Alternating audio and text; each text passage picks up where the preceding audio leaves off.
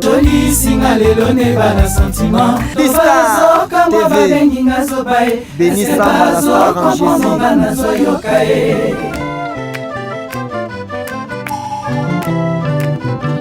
Adoya bisengo choli singa lelo ne bana sentiment. Sauvetage na monika sina ndimyo kufae. Bato bazo kama babengi ngazo bae. Eske bazo comprendre ngana zo yo. Nazale wa kamikaze na bombe na nzoto.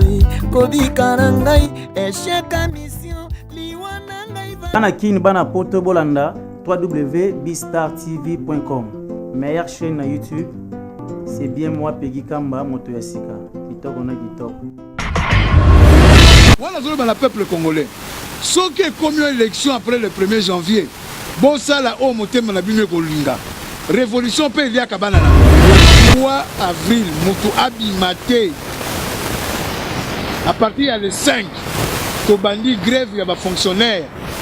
Ba fonctionnaire elingi ko ba docteur, ba infirmière, ba professeur, ba maître de classe, ba tunyonso. Vous êtes connecté avec CPLA TV. Décodeur Yabana Mboka. 85 livres les décodeurs, peut 4 mois il y a offert. Après ça, 15 livres par mois. Boza, ma chaîne en direct du Congo Kinshasa. Boza, ma chaîne Yabana Mboka de la diaspora. Ma chaîne sport. Et si ma chaîne Yabana aussi YouTube Nakati simplement pour 15 livres par mois. Pour l'ensemble de CPLA TV, c'est très simple. La site n'a sur internet. Bon, on a des détails. Vous devez faire un transfert international avec le Big to Iban. En Angleterre, c'est simple, vous transférez car on a compte Nabiso. Pour ce moment, CPLA TV n'a pas Lélo. Du nouveau sur CPLA TV, Numérica TV, Kin 24 et Soli TV. Mesdames et messieurs, fidèles internautes de Bistar TV, Bobalanda Joël Kombe, c'est vraiment un réel plaisir pour moi, ainsi que Bistar TV de Béni Samba la star en Jésus, de savoir que vous êtes vraiment nombreux en train de nous suivre de partout dans le monde entier. En fait, aujourd'hui, Joël Kombe, Washington, na okutana moko ya bana mboka, moko ya mwana mboka na kombo ya Jean-Claude Mvemba, oyaza honorable ata député na kata mboka na biso République démocratique du Congo, président ya MPCR. Voilà pourquoi, sans plus tarder, sans faire trop de commentaires, je vais dire mon invité bonjour. Il est à la Senko.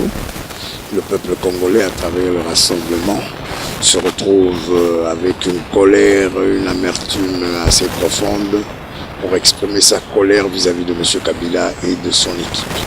Est-ce que c'est l'échec du rassemblement ou c'est l'échec de M. Kabila? Mais le rassemblement était à l'interdiocésain de Kinshasa.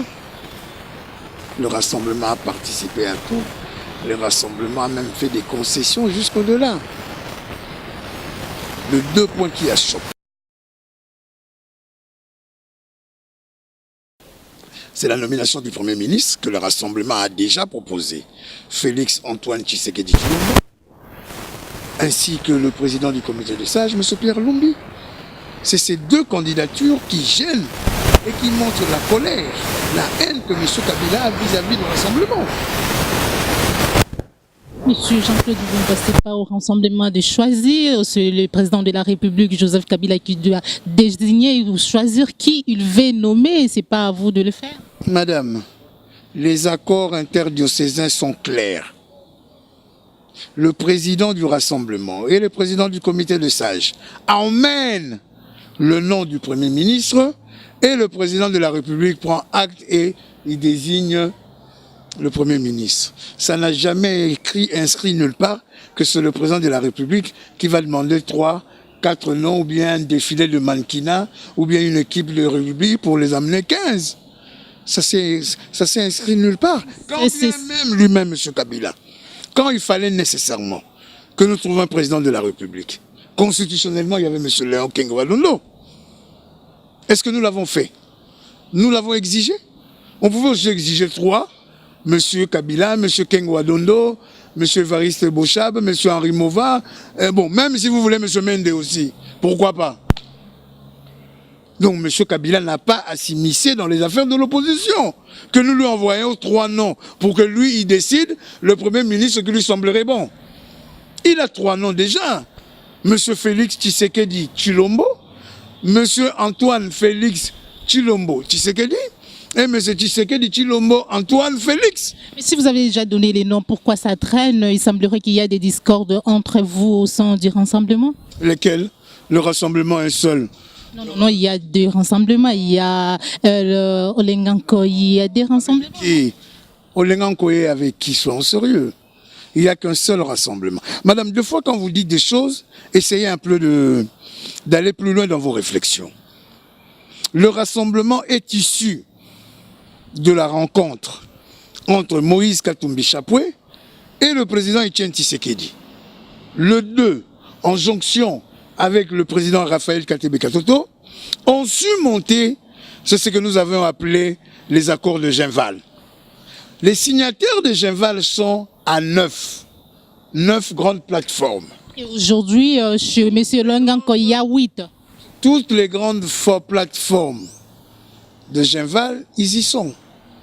La dynamique de l'opposition, dont Jean-Claude Wemba, je fais partie, l'UDPS, le G14, le G7, la R, le MPP, et la société civile, et la plateforme du président Kitenge Yezu, et un autre que le nom m'échappe. À partir de ce moment-là, citez-moi quelle est la plateforme qui n'est pas au rassemblement. Il faut bien dire qu'il y a des personnalités au rassemblement, telles que M. Olenga, M. Valentin Moubaki, M. Bruno Mavungu, qui n'ont pas accepté la nouvelle restructuration du rassemblement, et ils sont en guerre contre le rassemblement.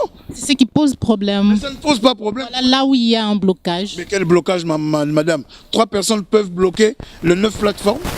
Quel est le rassemblement le plus? Vous êtes en face de qui? Vous êtes en face de qui? Le seul rassemblement. Mais c'est celui qui est à la résidence du défunt et icône Etienne Tshisekedi Wamulumba. C'est ça le seul rassemblement. Est-ce que les évêques ont reconnu quel rassemblement? Les évêques ont pris acte de quel rassemblement? Le rassemblement qui est présidé par le président Félix Tshisekedi. Et d'ailleurs, eux-mêmes disent, ils ne sont pas contre Félix Tshisekedi en tant que président du rassemblement. Ils se battent pour la présidence du comité de suivi. Oui. Jean-Claude Wemba aussi pouvait être candidat. Où est le problème? Où ensemble avec les remplaçants de M. Etienne Tshisekedi du comité de suivi? Mais c'est M. Pierre Lumbi. Il y a eu une restructuration avec 2 leaderships. Félix Antoine Tshisekedi Tshilombo et ainsi que M. Pierre Lumbi. Monsieur Monamboka Jean-Claude Wemba, il n'est pas question d'Europe sa candidat manquant. Vous avez bien demandé de donner 3. Mais l'Europe ça manque Félix Tshisekedi, Kuna Pierre Lumbi, mais c'est pas possible. Et là où c'est là où vous êtes en train de bloquer tout. Mais tant que vous y Kabila, Bayaki pour la Toloba, qui ton dima continue en novembre. Vous avez vu, vous êtes la présidente de la République. C'est Léon Kengo Adondo. Tosenga qui est Léon Kengo Adondo. Tosenga qui est Batumi Sato. Batumine.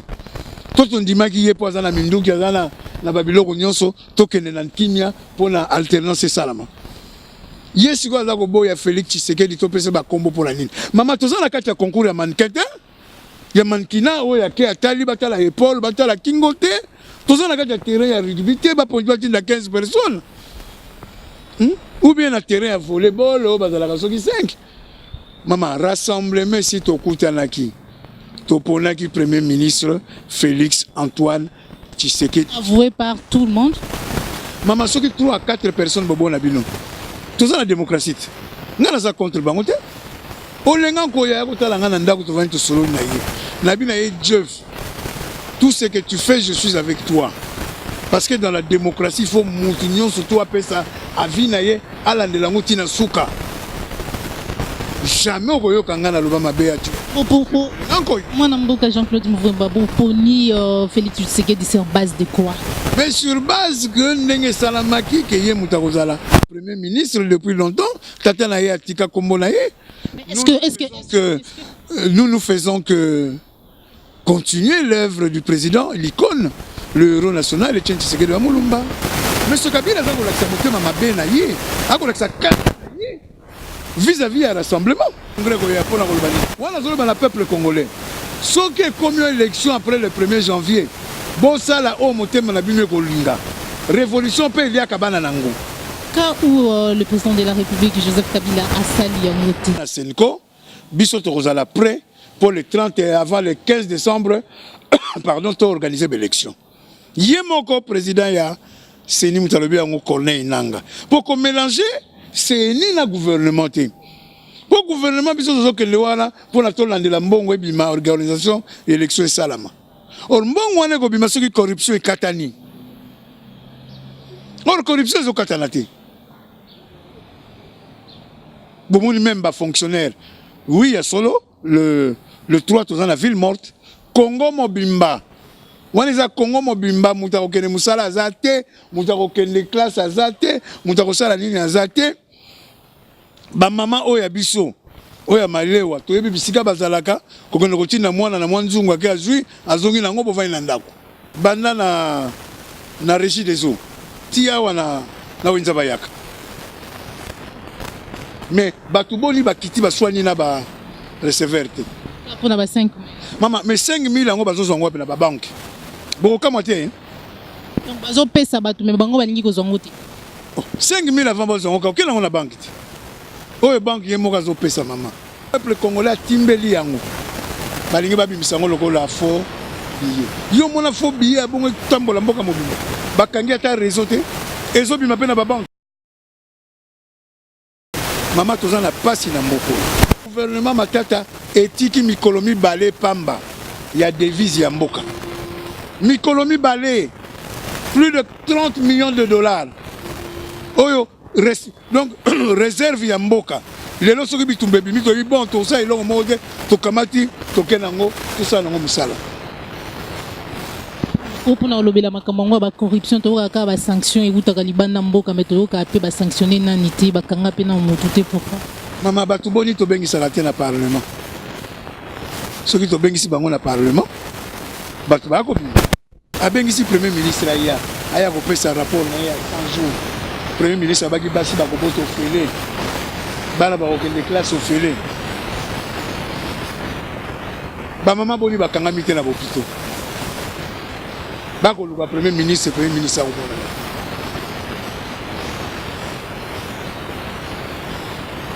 Makambo tozoli na to kata yango wana. Namboka Jean-Claude Mouvemba, comme chité, comme la souka émission na biso, un message à travers Bistar TV, Bananyo Samboka, Orlando, Libanda Mboka partout dans le monde, un message pour Kopé Sabango, na Makambo, surtout Mikolo yo. Et tant qu'il lit.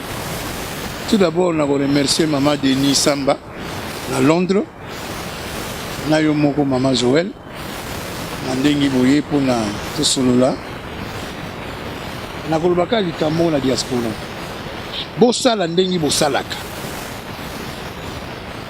boyebi ke à chaque fois que makambo ekomaka penepene Jean-Claude Mouvemba asalelaka bino ba message boloba na ba famille nyonso bazali awa na Congo ezali pays mort bino bato botindaka plus d'1,5 milliard de dollars avant tolia totinda bana na classe bakunda mutu libala oko futela ndaku garantie bino bana diaspora na batata ya diaspora na bakoko ya diaspora batu boko lesa mboka soki bolingi pe kuna bavi na bino kele malaka il faut boloba na baboti na bafamille na bana le 3 avril mutu abimate. À partir du 5, tu bandis grève, il y a des fonctionnaires. Les fonctionnaires, les docteurs, les infirmières, les professeurs, les maîtres de la classe, les tout tolakisa gouvernement oyo ke particulier baleki l'état na mbongo. Maman, il y a des gens dans ces pays qui ont des milliards, qui ont des millions. Oyo ndenge Moïse Katumbi alobaki, mutu na mutu abimisi $1, oyo aza na 10 000 apesi, oyo aza na boye apesi, oyo aza na million apesi. Mais mbongo élection ekokokama mpona tokende élection.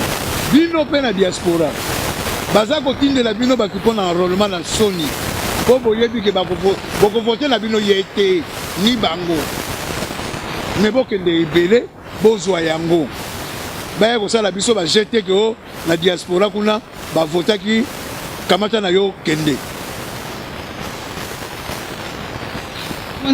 Jean-Claude Mvouemba, en tout cas c'était vraiment un réel plaisir pour moi de vous recevoir comme invité dans Katabi Star TV, tout comme il a su qu'il y a émission Nabiso.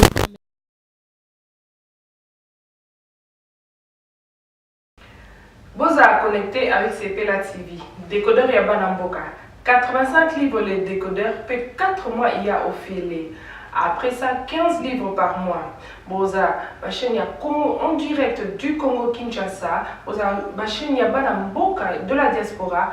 Ma chaîne sport. Et aussi ma chaîne Bana aussi YouTube Nakati. Simplement pour 15 livres par mois. Pour l'ensemble de CPLA TV, c'est très simple. La site n'a sur internet. Bon, on a des détails.